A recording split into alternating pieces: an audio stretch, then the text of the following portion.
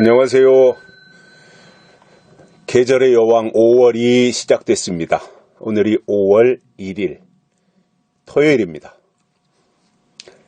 새로운 기분으로 또 가장 1년 12달 중에서 예쁜 달, 그리고 희망이 있는 달, 그리고 화창한 달, 이러한 달을 우리가 맞이하면서 우리 내면에도, 우리의 믿음에도 유익한 일들이 많이 있으면 좋겠고요. 5월은 아무래도 장미의 계절이기 때문에 큐티의 배경 사진을 장미꽃으로 하겠습니다.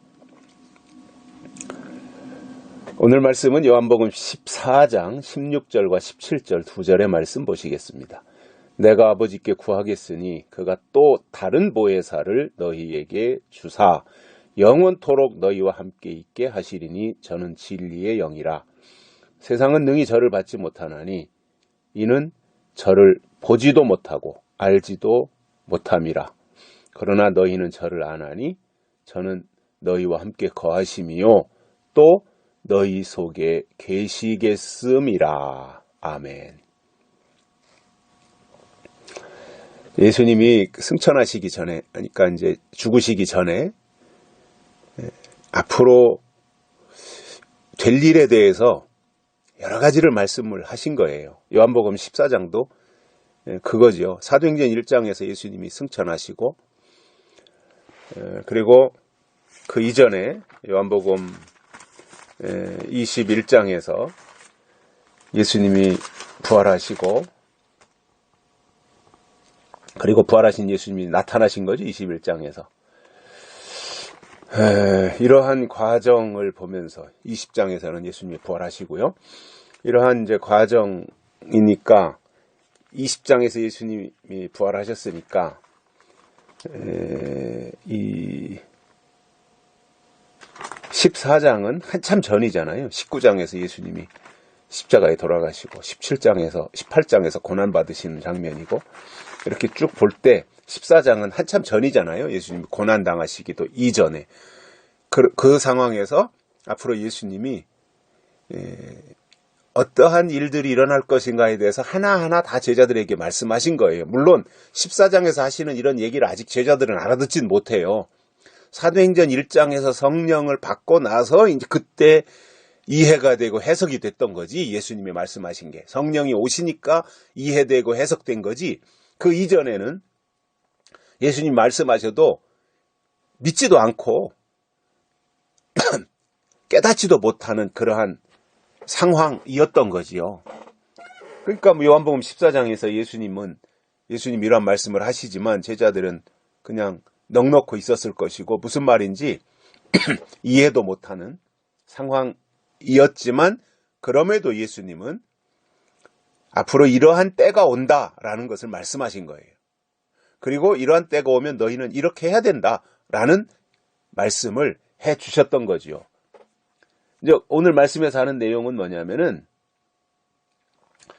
예수님은 이제 가셔야 되잖아요. 14장 1절에서 어제 들은 말씀도 내가 처소를 예비하러 간다. 그리고 처소를 예비하면 내가 다시 온다. 그리고 너희를 나 있는 곳으로 데려가겠다. 뭐 이런 말씀을 하셨잖아요. 그러니까 예수님이 가신다라고 하는 거에 대해서 14장 앞부분에서 이제 전제를 한 거고, 그리고 오늘 말씀에서는 예수님이 이제 가시지만, 그러나 예수님은 가시기 전에 하나님께 구하겠다는 거예요. 뭐를 구하느냐? 예수님이 가시면 뭔가가 또 있어야 되잖아요. 예수님이 가시고 나면 아무것도 없다면 공허해지는 거잖아요. 우리가 그동안 허상을 쫓아왔나? 우리가 그동안 무슨 전혀 실체가 아닌 것에 우리가 속았나? 뭐 이렇게 생각할 수도 있을 거니까 예수님께서 제자들에게 그런 말씀하시는 거예요. 나는 간다. 처소를 예비하러 가는데, 그러나 내가 아버지께 구하겠다. 그러면 하나님이 또 다른 보혜사를 너희에게 주신다 이겁니다. 또 다른 보혜사. 그러니까 지금 있었던 보혜사와 다른 보혜사를 보내신다는 거예요. 그럼 그동안 있었던 보혜사가 뭐예요? 예수님이에요. 예수님은 보혜사로 오신 거예요. 보혜사는 헬퍼, 돕는 자라는 거예요. 그래서 보혜사로 오신 예수님이 가시면 돕는 자, 보혜사가 돕는 자니까 돕는 자가 없으면 제자들이 어떻게 그 예수님의 말씀을 실천하고 갈 수 있겠어요. 그러니까 보혜사로 오신 예수님이 가시면 예수님과 다른 보혜사를, 또 다른 보혜사를 너희에게 보내신다라는 거예요. 근데 그 보혜사가 오시면 예수님은 오셨다 가지만 다른 보혜사는 영원토록 너희와 함께 있게 하신다라는 겁니다. 영원토록 있게 함께 한다. 예수님은 가시는 게 목적이잖아요. 십자가에 달려 죽으시고 승천하시는 게 목적이에요. 오실 때부터 그게 목적이에요. 예수님은. 그래서 예수님 보혜사는 가셔야 되고 또 다른 보혜사가 오시면 영원토록 함께 있는데, 또 다른 보혜사가 누구냐 하면 저는 진리의 영이다 그랬습니다. 진리의 영이 또 다른 보혜사라는 거예요. 예수님과 다른 보혜사가 바로 진리의 영이다 이겁니다.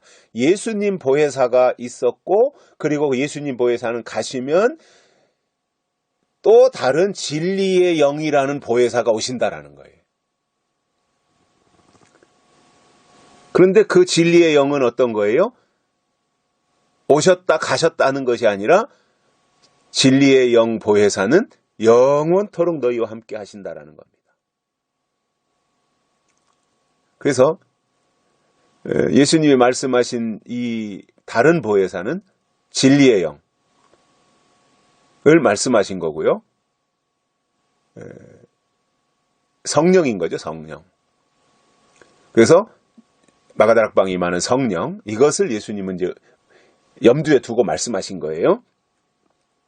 그런데 이 영원토록 함께 있는 진리의 영을 보내주실 텐데 그 진리의 영을 그러면 다 받느냐? 아무나 다 받느냐? 그게 아니라 세상은 능히 저를 받지 못하나니 그랬습니다. 세상은 받지 못한다는 거예요. 그럼 여기서 말할 때 세상은 저 밖에 흔히 말하는 지들 맘대로 살아가는 저 세상, 교회 밖을 말한 것이 아니라 세상적인 믿음을 가진 사람들을 말한 거예요. 진리의 영이 오시면 영원토록 함께 하는데, 그러나 세상은 능히 저를 받지 못한다는 거예요. 세상적인 믿음을 가진 사람들은 진리의 영, 성령을 받지 못하는 거예요. 왜냐하면 이유가 뭐냐면 이는 저를 보지도 못하고 알지도 못함이라.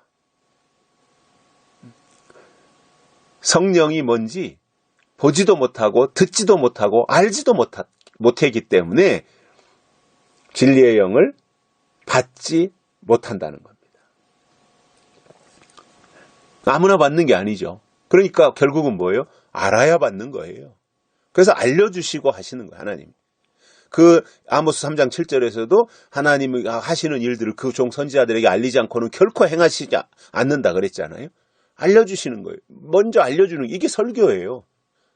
먼저 알려주시는 걸 다른 말로 예언이라 그러잖아요. 그래서 설교에는 반드시 예언이 들어가야 돼요.